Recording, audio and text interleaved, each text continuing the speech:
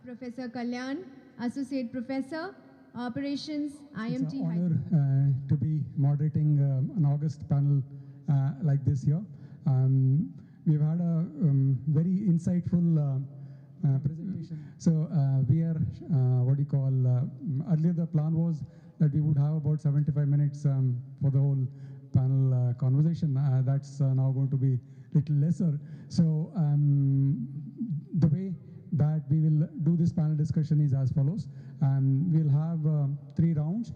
The initial round, I'm going to sectoral as well from their personal experience in terms of net zero. And then we'll have a question either from me or from audience, which we'll do it over 2 rounds. And we'll try and close the conversation by about 1:30. So with that, in terms of what is your organization's net zero goals as well, the KPIs that sustainability KPIs that you are after, and how you are performing on that front.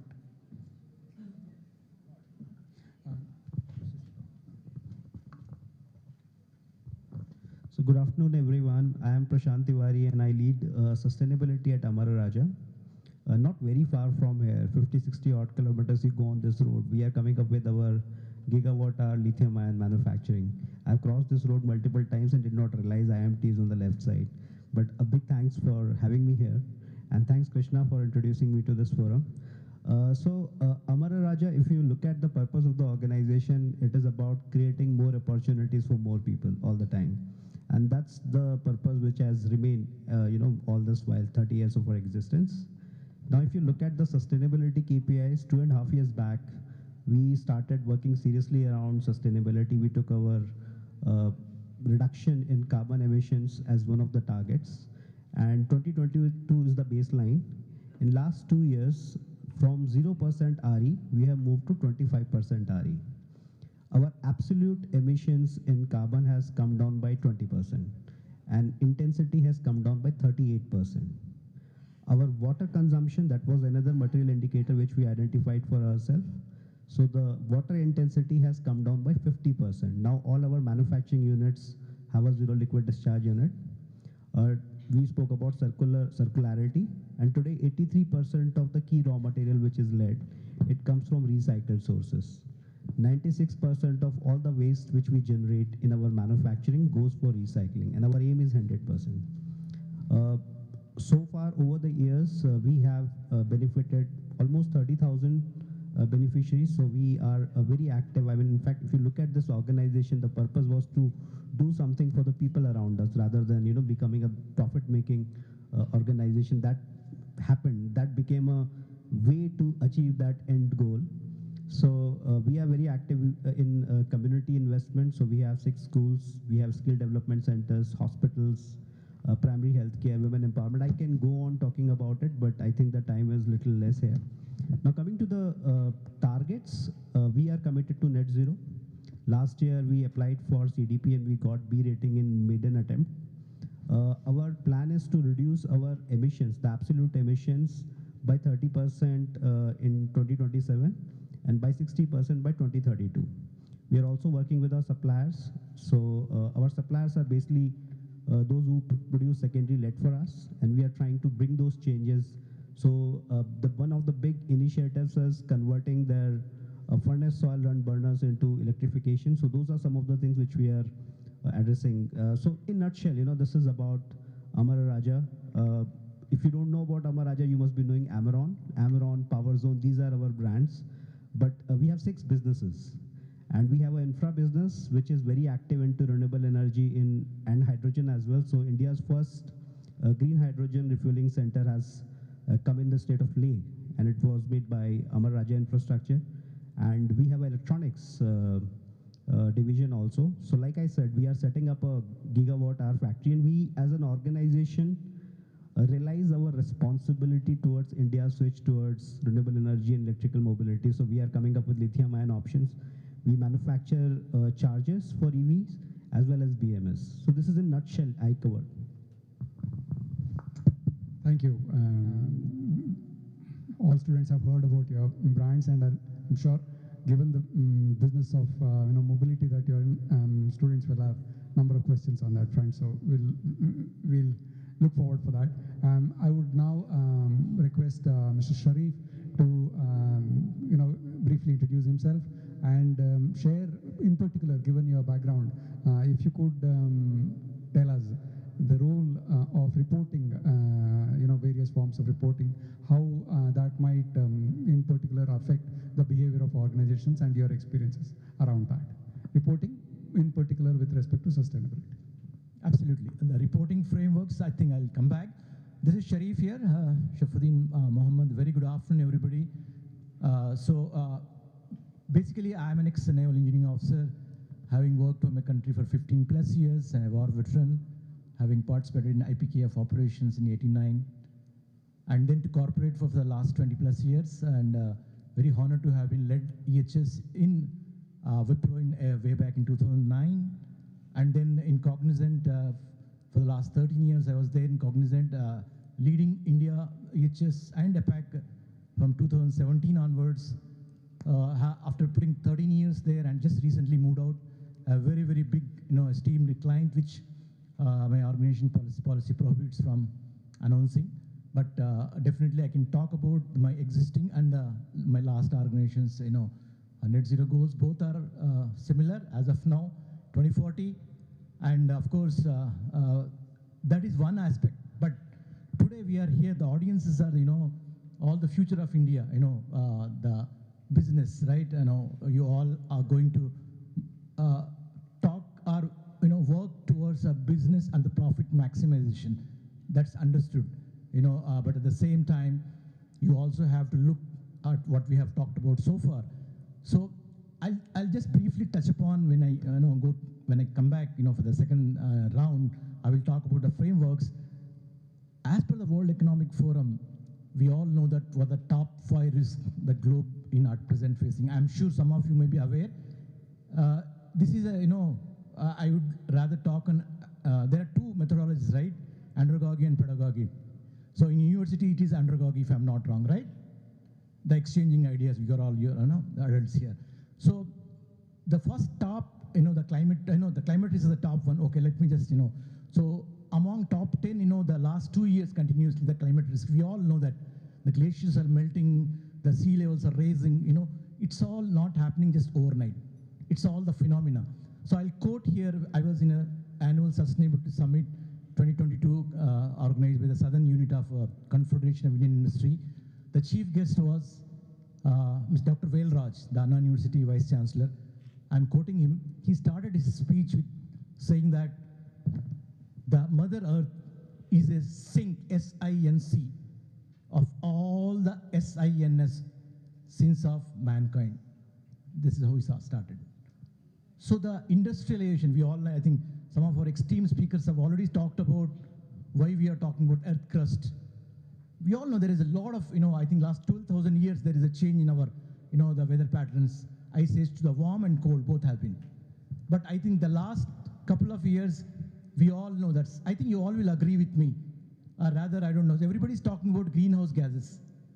It should be, because of this greenhouse gas effect we are talking. How many of you agree that the greenhouse gases are very much required? Will you all agree with me? If you agree, just raise your hands. Absolutely. The greenhouse gases are the one which are protecting us. This planet is livable because of the greenhouse gas, which we are having. They are creating a blanket effect, but not the anthropogenic emissions. What is the anthropogenic emissions? Anybody? Exactly. Wonderful. The man-made emissions, we all are talking about taking targets. That is a perspective I think we will be giving about it, and when I come back to you. Thank you. Thank you. We would, as we go along in your next round, we would want to talk more about the reporting side of it. Now I will request Wing Commander Mr. Srikanth to share his perspective in terms of, so he's got a unique presentation, if you will, that he wants to use for talking about. So should I use it now? You can, but please be mindful of time. So about, absolutely. Yeah, about 5 minutes, perhaps. Yeah. 5 minutes? Sorry. More than enough, actually. Yeah. Yeah. I have a habit of standing. Hello, everybody.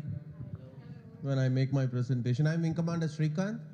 I've worked in the forces for about 2 decades, just over 2 decades, moved into corporate and worked there for about 12 years. And then I said, it's enough. And I have a passion for writing. and my first book, in fact, I told my son, my second baby is coming in the first half of November, titled ESG, a roadmap for corporates, right? And the second one is, as luck would have it, a publisher came in and said, can you write a textbook on sustainability for MBA students, which is, I'm set to complete sometime closer to Shankranti. And this I'm announcing in a college, where else? That's the short story about it. Now, next slide, yeah. These are two numbers you got to remember, 278 and 420, right? 420 को हिंदी में क्या बोलते हैं? 420, वो किया है humans ने earth के साथ, right? 278 is the amount of carbon in the earth's atmosphere in ppm pre-industrial revolution.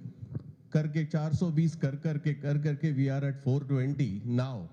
And what actions we have to take is to revert 420 back to 278 and below is net zero, right? That is it. Europe's population is declining, and you got to, the number of births should be, replacement rate should be equal to number of deaths, means you are getting population net zero. So more or less the same thing. Now I'll take a small storytelling approach here, that what did our scriptures say? Yeah, if you live in India and you wouldn't be here without seeing this slide actually. Mahavishnu ka Samudra Manthan, right? You've seen this, right? Mount Mantara, Devas, Asuras, Vasuki, they are churning the earth. Take this whole setup as a modern day oil rig, right? Deva qualities are within us, Asura qualities are within us. We are drilling the earth, take out the metals, and then what you have is Amrit. Those metals are our Amrit. And you see those carbon emissions from the snake, right? And what did Shiva do? He actually did CCUS, carbon capture, right? He did carbon capture those days. Next slide, please. That old man to the left, Ravana was the king of Sri Lanka, right? So he was Sri Lanka. Who was his father? Where was Ravana born? Here's the next question. Okay. Ravana was born in Bihar, father Vishravas. When people went to him, sir, Barish nahi ho raha hai. He was the ESG, sustainability consultant of those times. When for every tree you cut, plant 2 trees. Right? What did he do?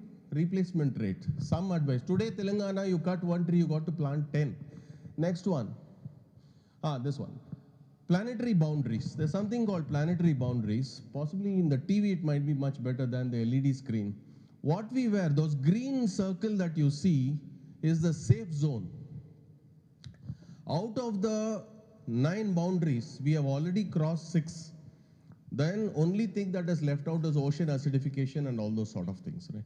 So if we don't bring those reds back to green, right? Moment we get it back to green, we achieve net zero. And for that, we have Paris, Glasgow, renewable energy targets, carbon pricing, EV adoption, net zero pledges, all the actions that Earth has to take, that's where we are. Next slide.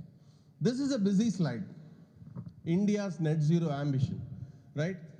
While I'm going to speak about net zero ambition, as students, you should see this slide as opportunities for your entire career. For every line item, you can take it and pursue it as a career and actually thrive, right? What is India's short-term target? Renewable energy 500 gigawatts, emission less than 45%, 50% of electricity should be non-fuel, 30% of mobility to EV, enhance energy efficiency. Midterm, 1 trillion units of renewable energy, expand green carbon, CCUS, forest cover 30% of our land, right? Long-term sector level net zero, promote sustainable agriculture. Amazing subject, sustainable agriculture. specifically, right? Why should the carrots that I buy should come 400 kilometers away? Why can't it be from near my house or inside in my balcony itself, right? Enhance climate change, R&D. Sector-wise renewables, if you see, renewable energy and grid modernization is Sir had spoken, Greenco, the gentleman from Greenco had just spoken about this. EV, green highways, sustainable public transport, pricing and green mechanisms, circular economy, climate resilient, agroforestry, and zero waste. And in all these things, just in these 4 boxes that you see, in each of these work, you can pick up a career and make it thrive and make a difference. The next, say 25 now, next 50 years is India's time. And I don't think any other country can give so much of opportunity, but for India. I think stop getting your visas and work here so that India gets its net zero. Thank you. Thanks a lot. Thank you. I would now request Mr. Suchet Davluri to briefly introduce himself. In fact, he was introduced already in inaugural session. He is the Vice Chairman at Newland Laboratories. I would request you to please share your views in terms of what is net zero. You were telling me that net zero is a smaller part of a bigger problem. You may want to talk about that as well. And particularly give a focus to your sector and your organization. Thank you. Hi everyone, good afternoon. Good, I got some response back, so I appreciate that. Once Wing Commander Srikanth stands up, it's hard for me to sit down and continue that conversation. How's everyone doing? Yeah. How many of you in this room are students? If you can just raise your hands. That's quite a bit. Yeah, so that was a trick question. They realized that, okay, we're also students, so we're going to raise. So how many of in this room are not students? Can you raise your hands? Okay, so we have 2 people who are not studies. You can leave the room now if it's a good time to leave. But having said that, I understand that we have about 700 students on campus, correct, who are doing this program, out of which we have about, say, 70, 80 students in this room. So can you quickly shout out, why are you in this room and what are you expecting to hear from all of us today? Sustainable. You want to hear about sustainable development. That's the reason you're sitting here, correct? Others, I don't mind awkward silence at all. I can stand and wait until we get a response, no issues. So shout out what's on top of your mind. 1 word, 1 sentence. Say that again. Meeting the 2030 agenda. Like what's the plan? How do... What is a corporate what are corporations doing to meet the 2030 agenda? What else are you here for? What should we do as a student to lead this kind of goal into the right direction? So how can we contribute as students to... Can someone circulate the mic around? Okay, that's okay. They can shout it, no problem. I'm able to hear them pretty clearly. Anything else?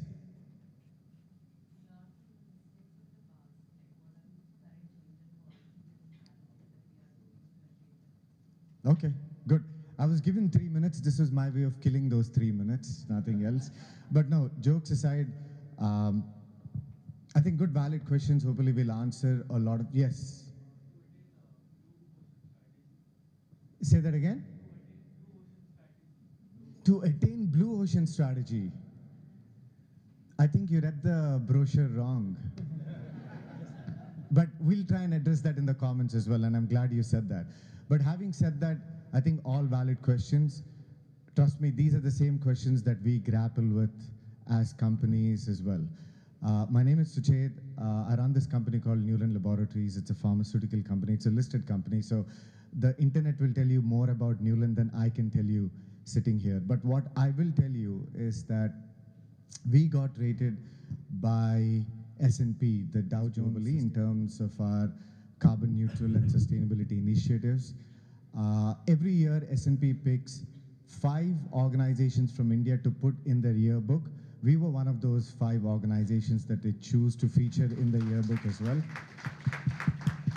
I'm not trying to be pompous about it. The reason I mention all this is to create the context of why I'm here and how I may be able to contribute to the understanding that you're looking from this summit, which, I'm really happy that IMT has done it, and really thank all of you for having me here. But having said that, and before I shut up and sit down, I want you to think about two things.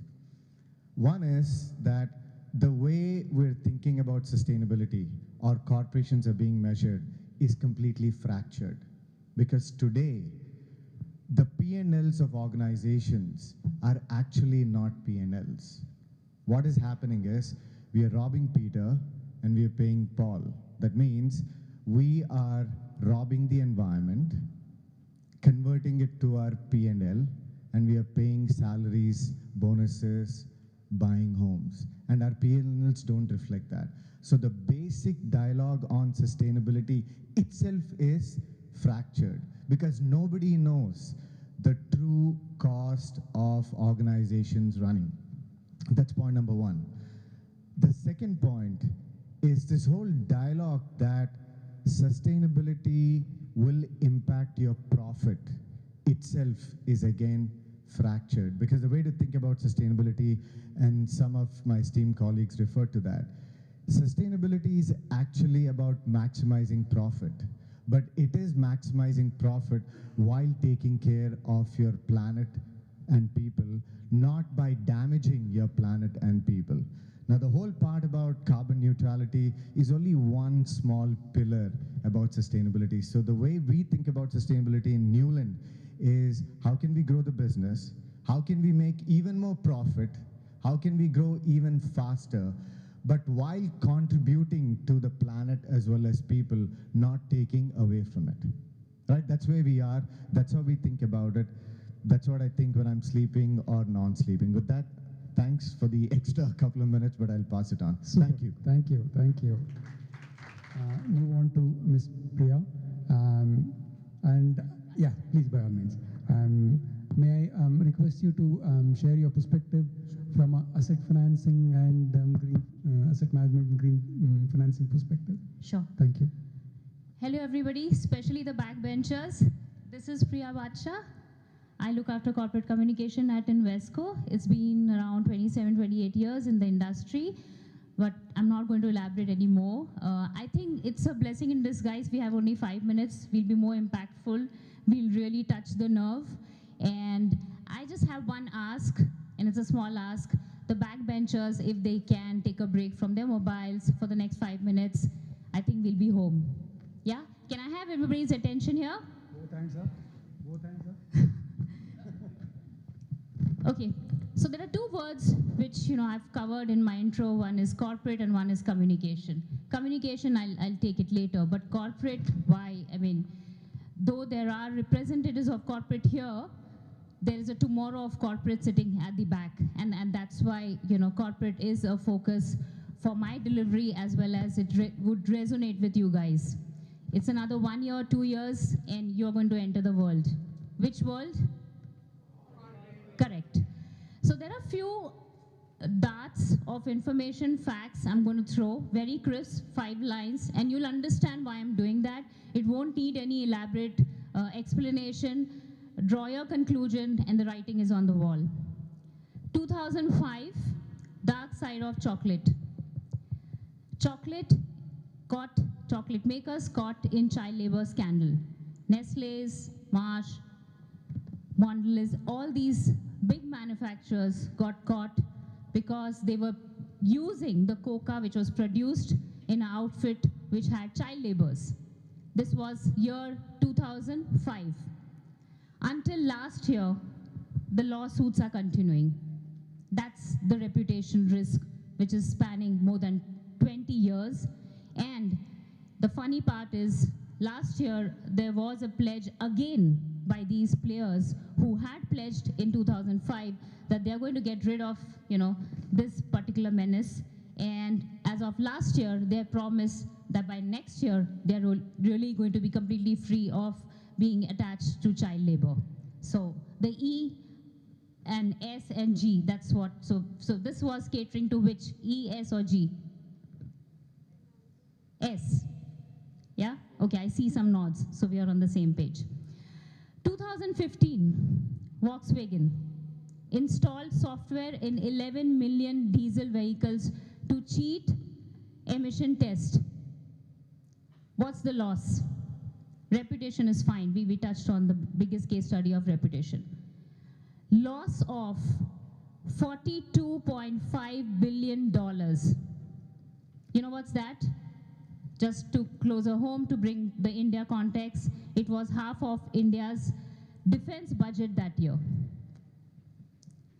And the very fact, it's a name which I'm bringing up in today's discussion, actually validates that reputation is just not something which can be dealt in.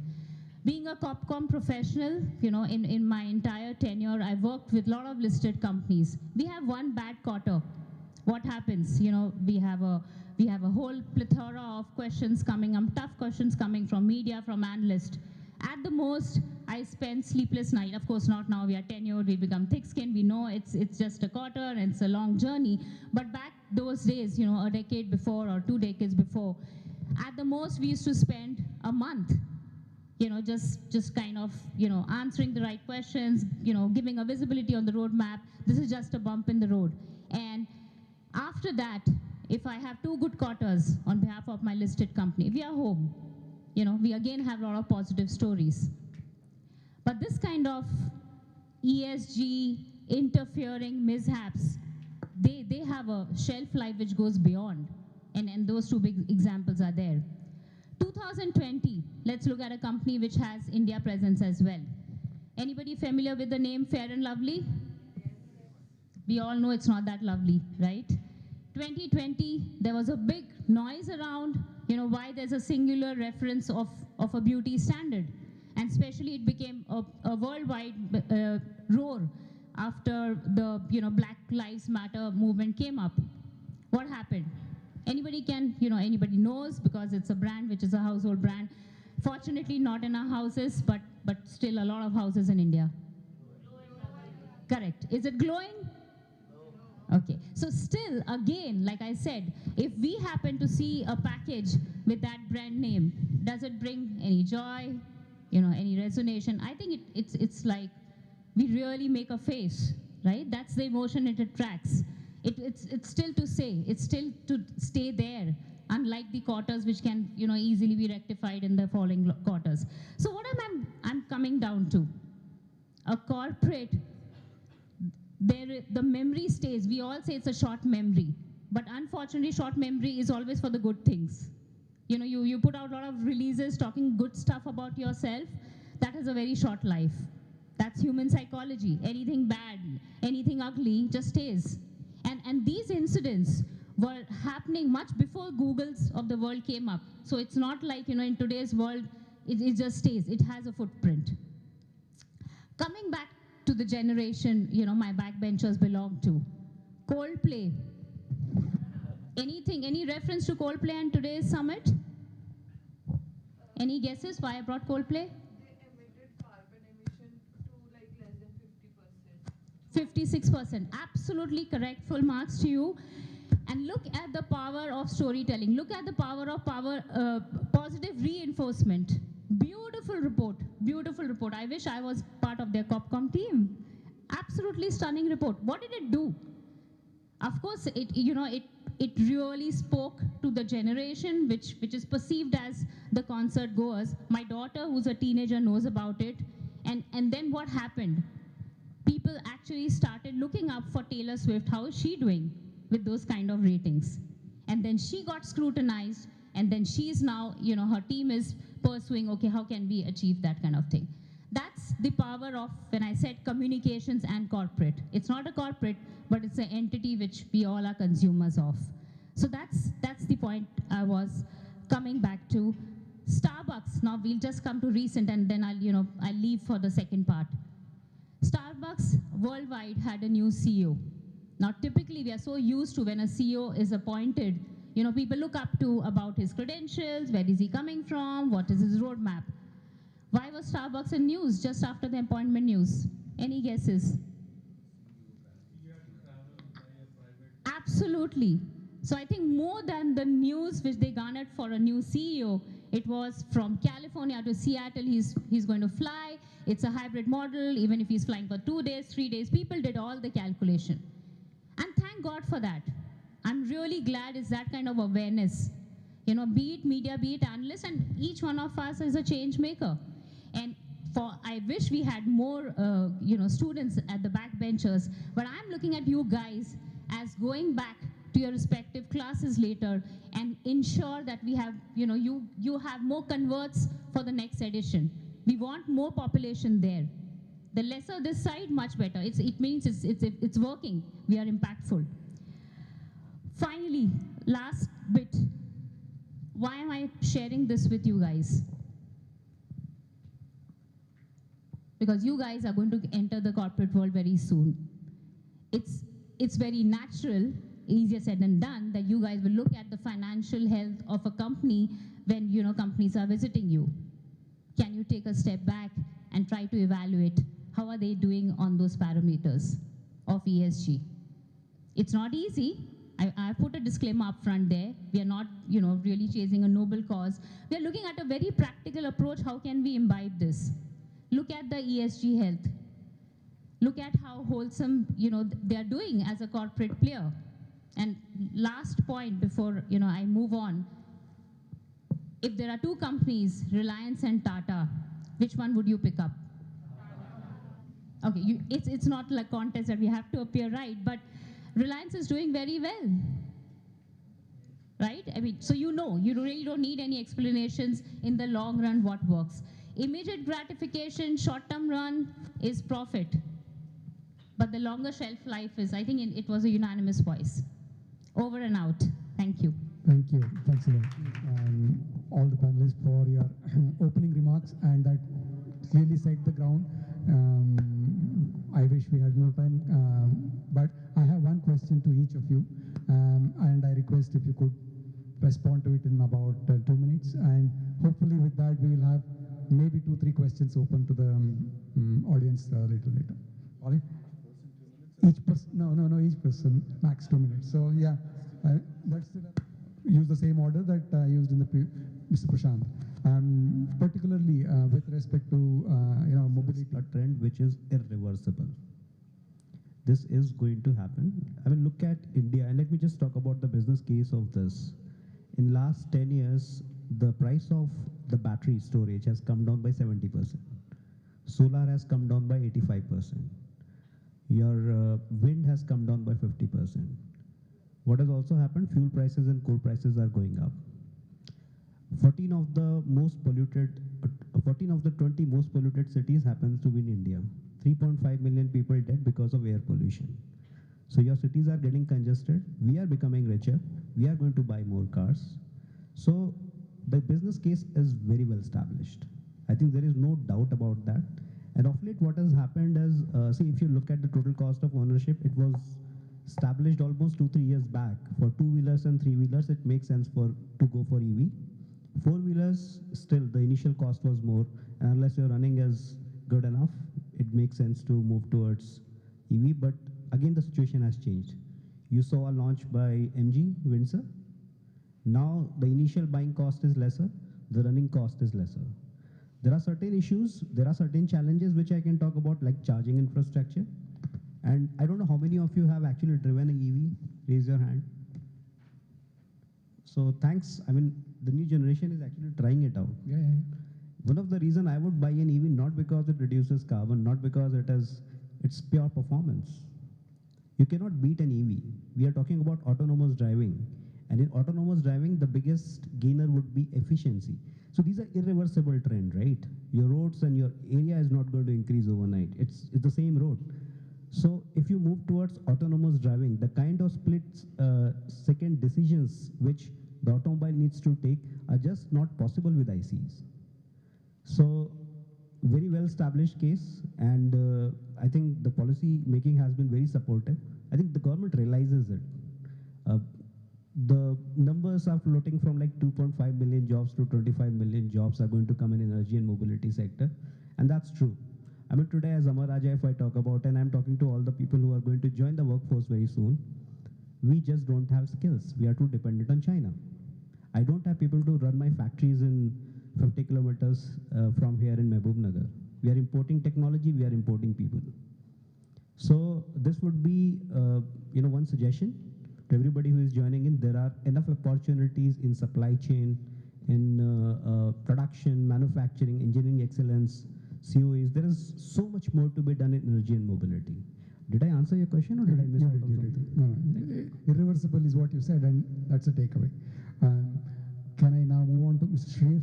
Sharif, my question to you is, this was talked about in Mr. Krishna's presentation and Mr. Rambabu also, is that how do we, so the mainstay organizations.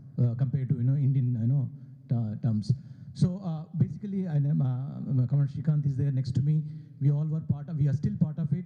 So there, we being Tier 1 companies, being Infi, Cognizant, Wipro, and all these companies are doing a lot of things. You can see our sustainability report year on year. I think there are clear targets for us, and we have net zero goals.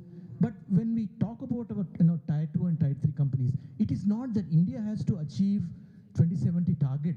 It is not that only the top 10 or top 20 achieve our net zero goals. We also have to take them together.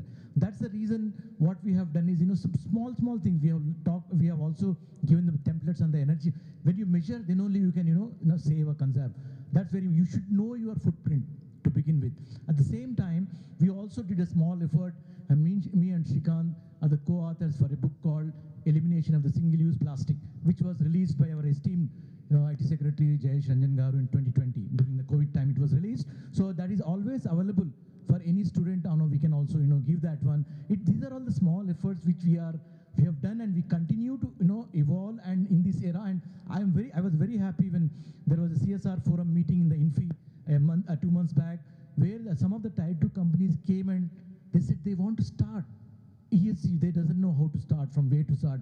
So this is the trigger which I am giving to the business, the future business, the leaders you are going to be.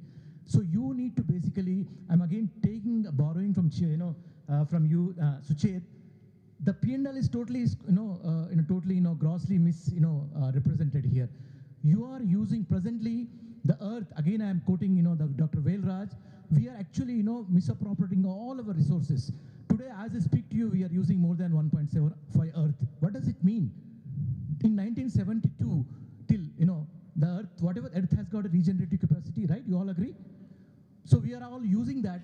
The earth has again, regenerates, and it's all a complete cycle in 30 days. If you have to give in the terms of money, if you are earning 30,000, your 30,000 you are going to, again get after end of the month. But as of today, you are spending your 30,000 by 15th or 10th of the month, then you are borrowing from your friends for the next 15 days or 20 days. Your friends will give for some time, but after some time they will not give.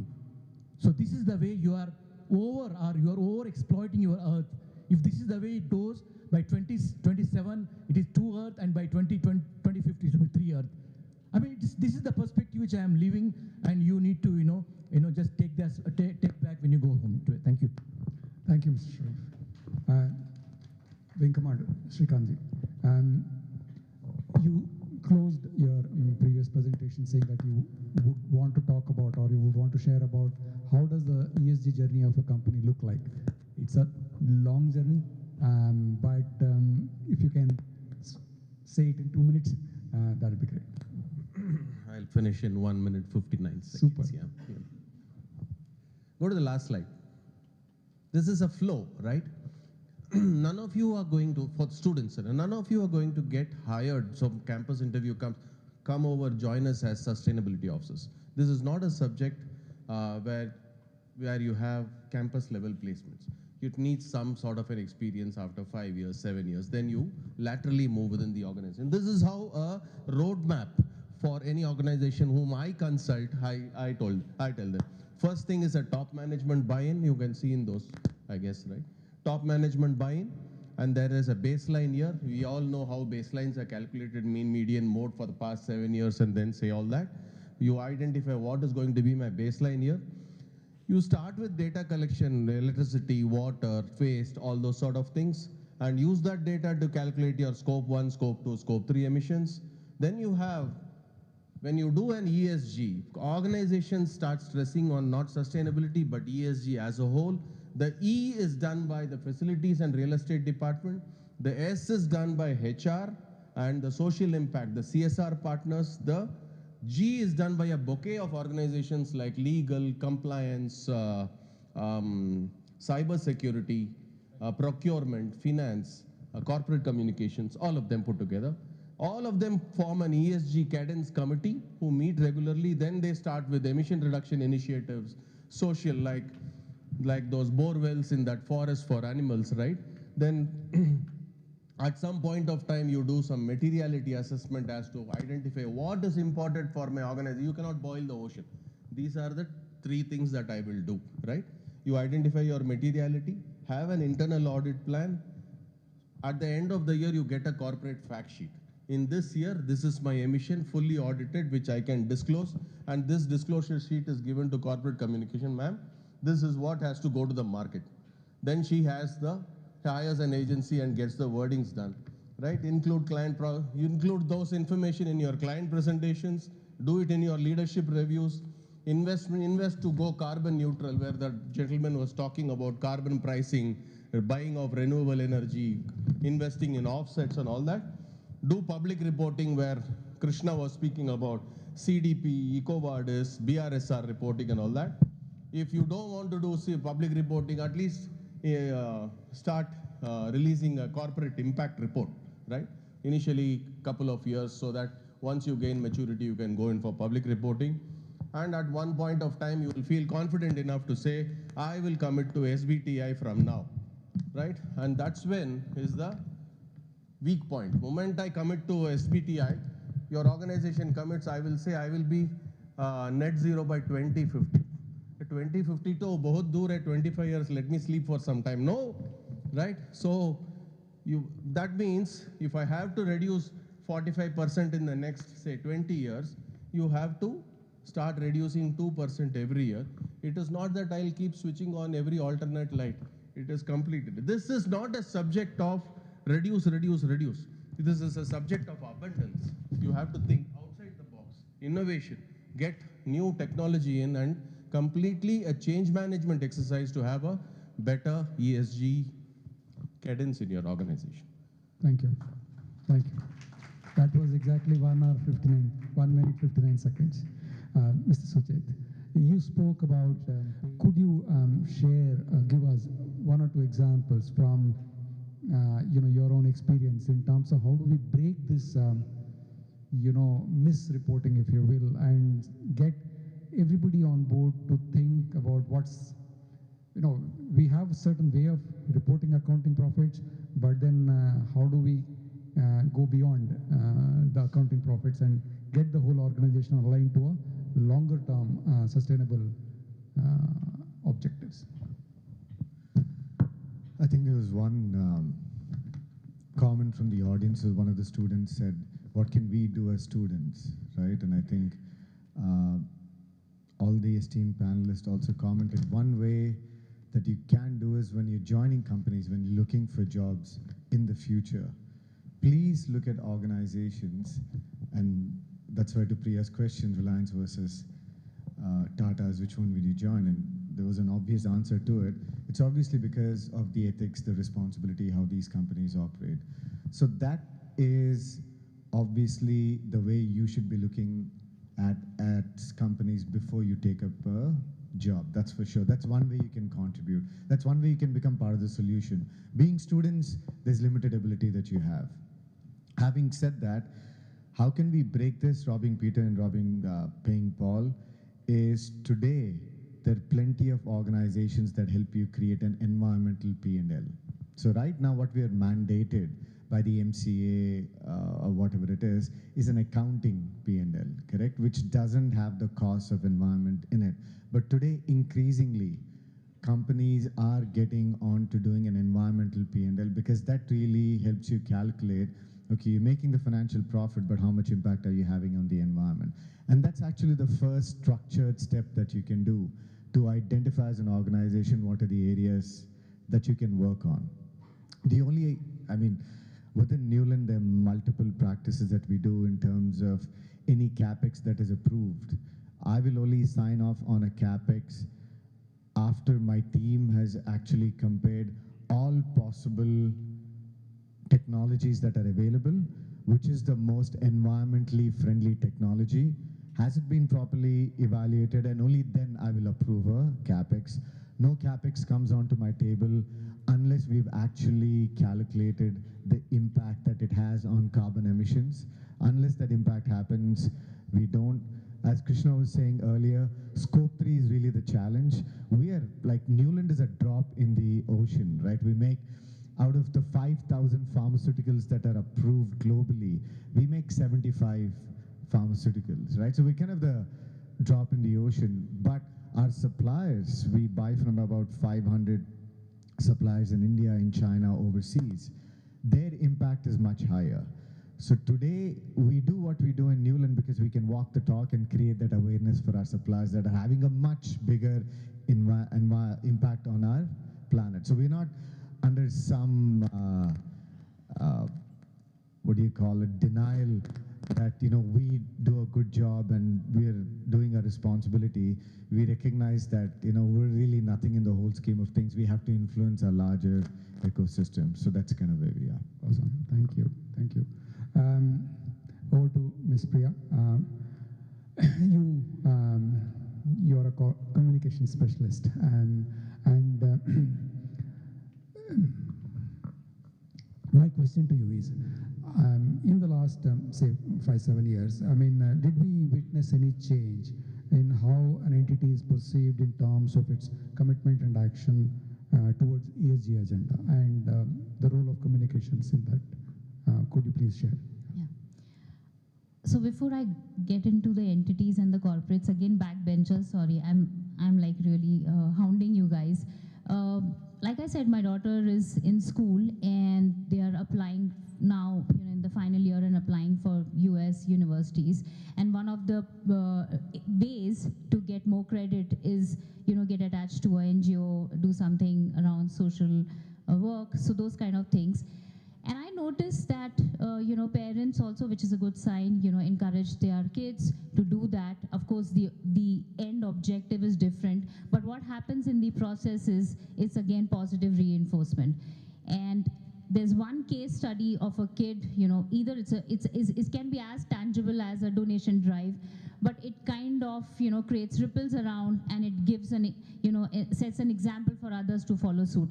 So before I get into corporates and entity, I think my ask again to the backbenchers is, if you guys, in whatever capacity, it doesn't really matter. The volume doesn't matter. Like we said, you know, my fellow panelists said, we are drops in the ocean. We are nowhere looking at capturing the ocean. We are very happy with, you know, creating ripples with a lot of drops.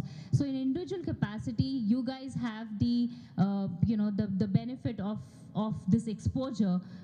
You know, you have the Googles of the world. You can be updated what's happening in your community. Pick up causes, because by the time you enter a corporate or by the time you mature in a corporate, that would be a dream for anybody, you know, us at corporate, that people are already evolved in mindset. After all, ESG is a mindset. What we do with it, it's a different thing that comes in reporting and stuff. So coming back to your question on corporates and entities, I think when, you know, I've really seen a very glaring, it's not been gradual, but it's a glaring, suddenly there was a spike, and thanks to whatever, the media or analyst or whoever reports, and very good companies who take the initiative. Most of the time, they, you know, earlier there were only big companies who had the luxury of budget. They used to, you know, get into it, but now that's no longer a you know, a entry point. We see a lot of small entities, corporations doing in their own humble way. So clearly one of the shift is ESG, sustainability, corporate responsibility, CSR was good to have. And it was, in most cases, afterthought. I also have witnessed or experienced, you know, one of the years at one of our entity where you know that something like Great Place to Work award is coming up, you want to participate, and then you go back and you know, tell your internal stakeholders, guys, let's, you know, we have 2 quarters, think of an initiative so that we can fill in the form. So from there, as a good to have, it's a must to have with that kind of evolved mindset. So that's one. Of course, there have also been hurdles. If you guys know about greenwashing, and there are malpractices as well. We've seen two big in our times. Golden Peacock Award for governance was given to Satyam the same year it went down. Yes Bank, I think, got, if I'm not mistaken, the ESG rating as under one of the reporting was number 8 in India, and very next year they kind of came close to collapse. So those things are there, but you can't get disheartened or discouraged. That will happen in any journey that happens. There are bumps in the road. Nothing is too small from a ESG, so that's what I've seen, a very big shift. Earlier it was all attributed to, if you have the money you can do all these things, frivolous things, and now it's like, being a committed citizen. So those are the things, and I think I would like to believe, and other corporates can vouch, it's starting to getting a seat at the table. Right at the start, not as an afterthought. When you're really, putting out the budgets for the year, it's having a seat on the table. So all good, but again, sustaining is very important in sustainability. So we have to ensure we not only sustain, but create a spike, because the resources have increased, the exposure has increased, the means have increased. So nowhere we can take pride that we are sustaining it. I think we have to take to the next level. Like I said, there are so many opportunities, all the fellow, if that makes sense. Indeed. Thank Yes, you. it does. Thank you. Thanks a lot. Few more minutes. If students have any questions to the panelists, with your permission, I would like to allow them to ask questions. Maybe another 3 questions, perhaps. Yeah.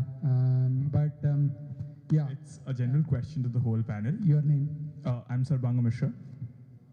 So, in the chart that we saw here, it was clearly showing scope 1, scope 2, scope 3. One of the challenges that, recently an article came up by McKinsey, I guess, which analyzed how scope 3 has greater complexities, and corporate actually tries to avoid that. Because scope 1 and scope 2 are visible. It's direct, scope 1 is direct, scope 2 is your secondary sources. But scope 3 is a later users. So that can always be negated by any corporate. So what are corporates doing to incorporate that in a way that the carbon offsets that they're showing would be actually low instead of just low on paper? Friends call you? Sir. Okay, that's good. I knew there was an easier version for it. I think you're absolutely right, and I think that's what makes this whole zero carbon ESG initiative so much more complex, is because I'll get straight to the point. Is one of the things we do is that every couple of years we do a sustainability summit, or we do a supplier summit. We call our suppliers from Europe, from the US, from China, and the last year we did it, all the awards and everything were only actually based on sustainability. So we celebrated sustainability. We don't qualify a new supplier unless we actually send them a questionnaire.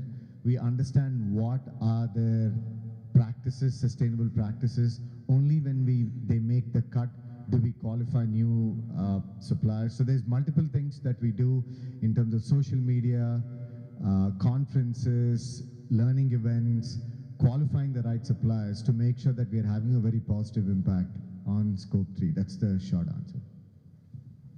Maybe I can just add to it. So one of the scope 3 biggest thing is the suppliers part, but there is a concept called as life cycle assessment and product design.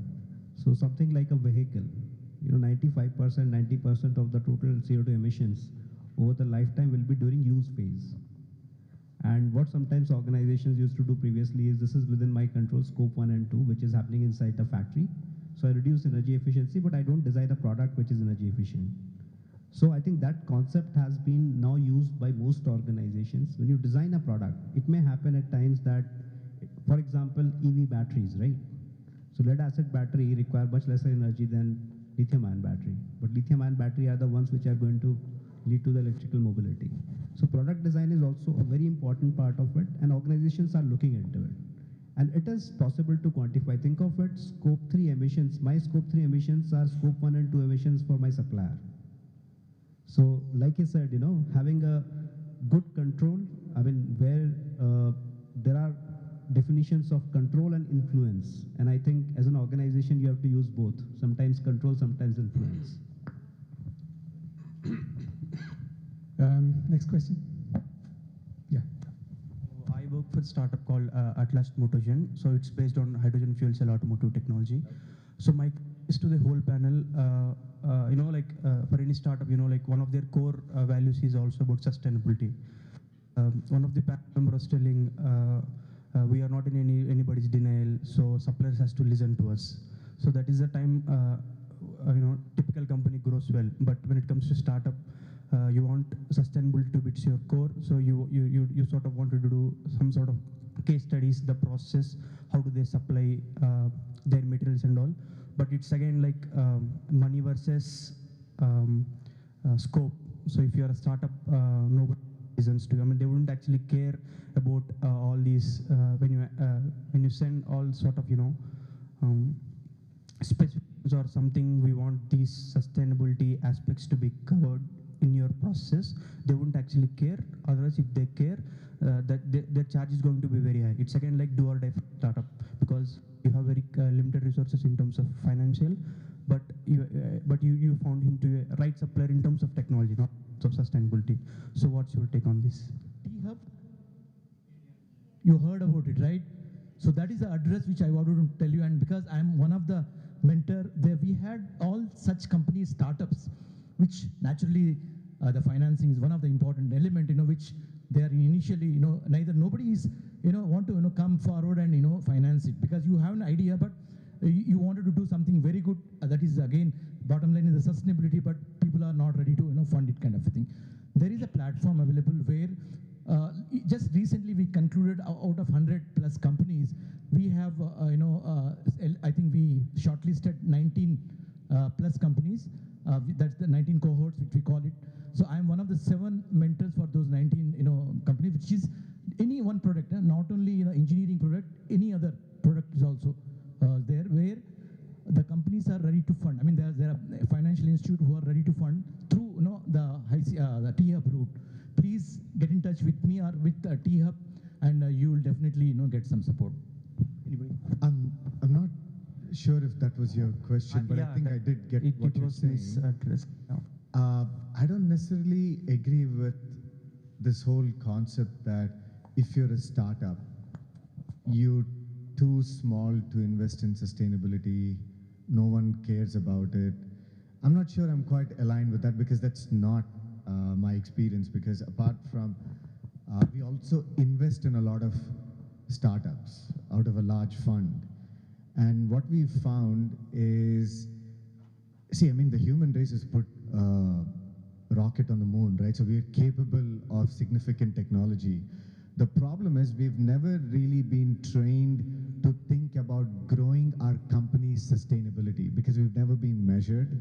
It's never been a regulation. We've never been incentivized. It's not because we don't know how to do it.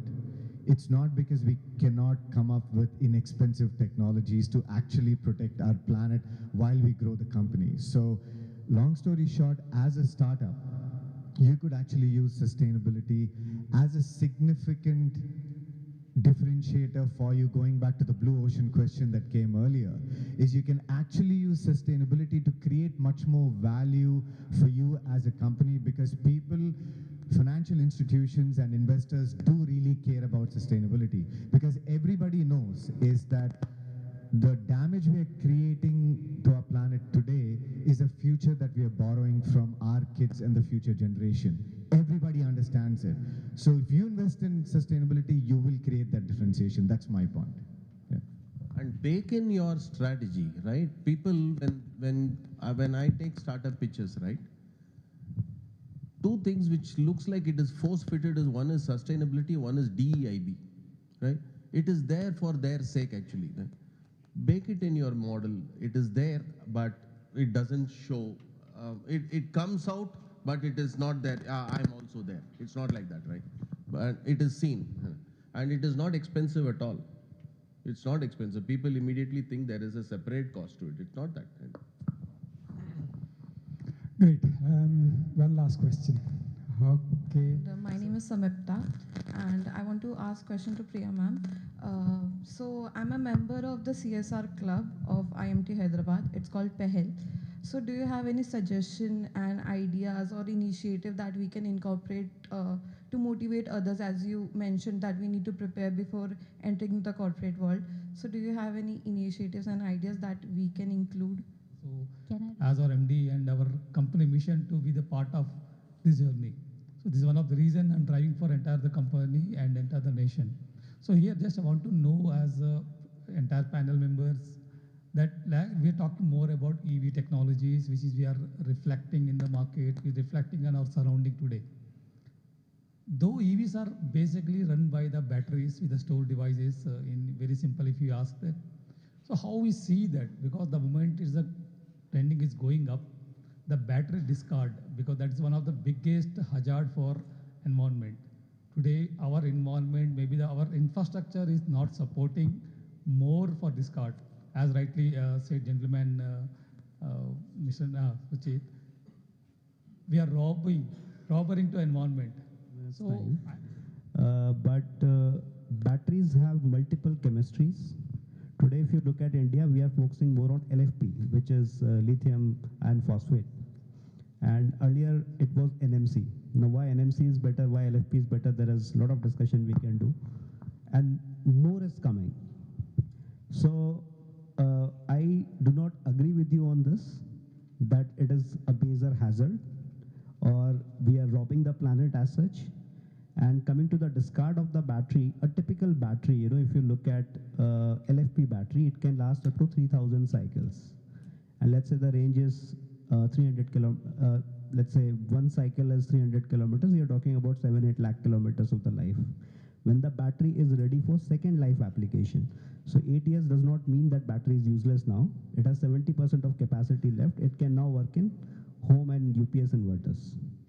And after 7-8 years, so we are now 15 years, we are ready for recycling it. And the recycling technology is existing. There is a hydro, there is a pyro. So you can theoretically extract 99% of whatever is there. And there is a lot of value in recycling of NMC battery. The nickel, cobalt are expensive. So I look at it as an opportunity for the country like India. We will have a very thriving recycling ecosystem, not today because EV batteries have just started, but 10 years down the line when there would be enough batteries completing their lifespan, there would be a very thriving recycling ecosystem. And in fact, if anybody asks me, where do we start up? Where is the scope, Recycling is one sector where there is a huge scope. We still don't have enough entrepreneurs. And I would request, some of you to look into it and understand. But yeah, this is the way forward, and sometimes, the earth regeneration capacity and all of that, 30 years back, we were told that 10 years down the line, there will be no oil. We have oil for next 50, 60 years. Trust me on that. Same is with the coal, right? India has highest deposits of coal. Now, same is with the lithium. I'm coming to lithium. These two I'm not supporting because it is emitting carbon emissions. So with lithium, cobalt, nickel, right?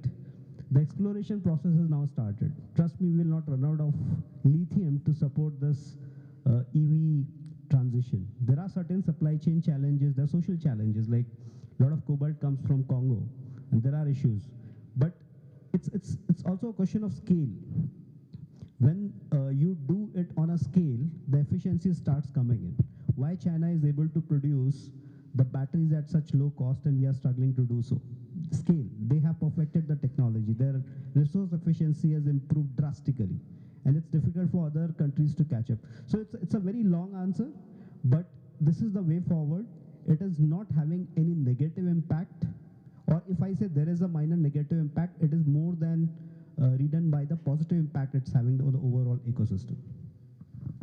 So just quick perspective on that, Sanjeev. One, it's a very good question. It's a very valid question. To give you an example, I just bought a new car and I'm a mechanical engineer. I use prior to Newland, I used to work in Cummins engines in the US. I did a ton of research and I bought a beautiful internal combustion engine car. I didn't go for a EV, right? Obviously, Prashant is incentivized to say that batteries are the future and EVs are the future. But just because it's incentivized doesn't mean Prashant is wrong, right? What he's saying is recycling, being able to use the batteries is the answer, because there's a lot of reports out there saying that if the certain percentage of the population switches to EVs and reaches that tipping point, it could end up being a lot more damaging to the environment than actually internal combustion engines. And therefore, we have to solve, which Prashant very rightly articulated. However, what's important, this goes back to what we can do as students, right? Is that there's a lot of imperfect information and a lot of bullshit out there in terms of sustainability and environmental practices. As students, as professionals, it's important for us to understand the complete information. So for example, there's this rhetoric that if you cut 30 trees and you plant 30 trees, you will become neutral. That's a bunch of nonsense. It's the biggest bunch of nonsense I've heard. You cannot cut trees and plant trees somewhere else and think that, you know, moralistically you can sleep at night, because it's proven that on the trees that you cut, there are thousands of species that exist, and we are destroying 27,000 species a year on an average. You cannot get those 27,000 species by planting new trees. We are destroying complete ecosystems. So the answer is not destroying it. It's not destroying it and trying to fix it. That's not going to work. Yeah.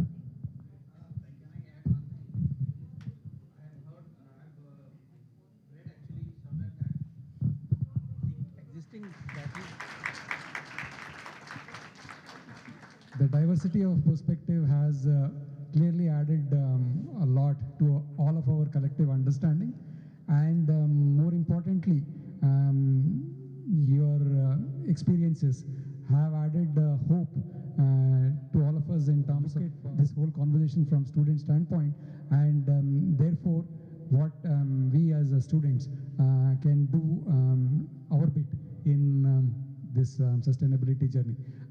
I once again thank you all for making time available and sharing the perspective with all of us. Thank you.